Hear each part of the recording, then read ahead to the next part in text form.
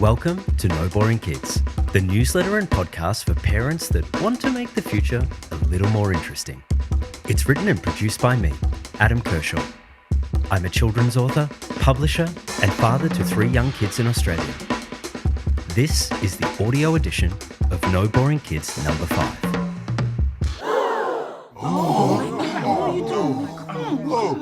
I don't know how you do it. It's a funny thing. I dropped in to see my parents the other day and had a chance encounter with a fellow dad in the elevator as we headed down to the parking garage. He looked frazzled, but still managed to eke out a polite hello, followed by a long, weary sigh. He paused and stared out into the void. "I've got a 2-year-old and a 4-year-old. Taking these out is basically recreation," he confessed, gesturing to the rubbish bags in his hands. I shared a knowing smile and a simple, "I've been there," as the lift doors opened to the garage.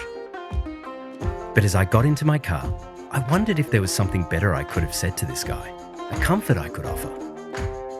As a fellow parent, shouldn't I have a magic phrase ready to ease his burden? These encounters became a staple after our twin girls were born. "I don't know how you do it," echoed through my ears so frequently that I'd mumble a token response and wave it off. Every so often, though, a voice stood out. "I have twins too," they would say. And for a brief moment, a kinship formed. Then, without fail, they tell me it gets easier as they get older. And older almost always meant when they were 10 or 12 or even 18 years old. I'd leave those encounters as I'd entered them, free-falling through the vortex, unsure about where I would land and terrified about when, if ever, it might end.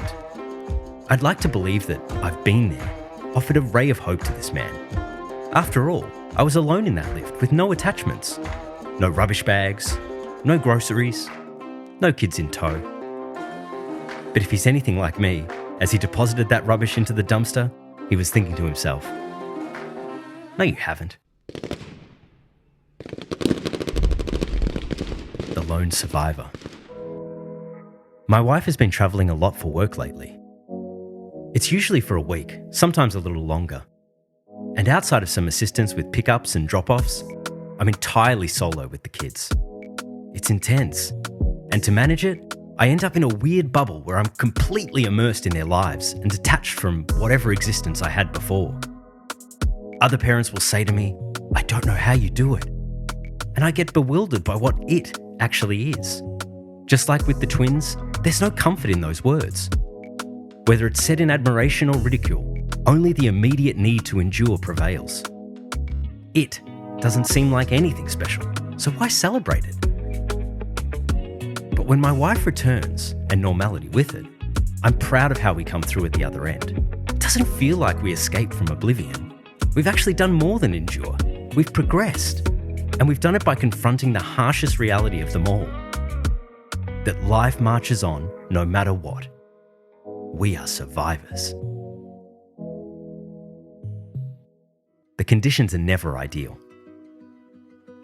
In Hong Kong, we had a full-time helper who supported my wife and cared for our infant son once she returned to work just 8 weeks after giving birth. We could never get comfortable with it, despite it being the norm in Hong Kong. And there was this strange guilt about our son's upbringing being so far removed from our own that we just couldn't reconcile. We returned to Australia and immediately placed him in daycare. That felt comfortable. When the girls were born, I had 8 weeks of paternity leave. I don't remember a single moment from that period, but I remember returning to work and my face buzzing the whole first week as my body readapted to normal human interactions. My wife went back to work shortly after, and we hired a full-time nanny to support us.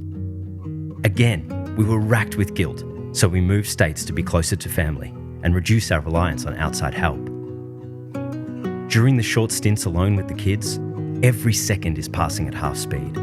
The margin for error is enormous, and the consequences of any mistake feel dire. They get everything from me all at once, a bizarre amalgamation of father and individual that they're otherwise not exposed to. That comes with its own brand of guilt. Parenting, it seems, thrives in this space between ideal conditions and the reality of circumstances. We grapple with decisions that reflect our values and instincts, from the full-time helper culture in Hong Kong to the daycare routine in Australia. Each choice carries its own blend of guilt and comfort. Our own extraordinary circumstances remind us that there's no universal formula, no flawless script. The best we can hope for during the free fall is to maneuver ourselves into a controlled descent.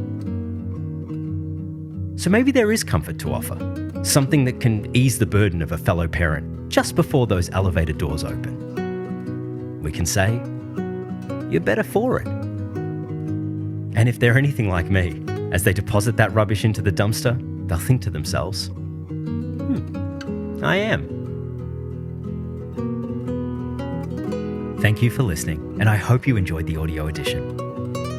I'd love to hear your thoughts about this newsletter at noboringkids@gmail.com. And please subscribe if you haven't already to receive the next edition straight to your inbox or podcast feed. Until then, keep it interesting.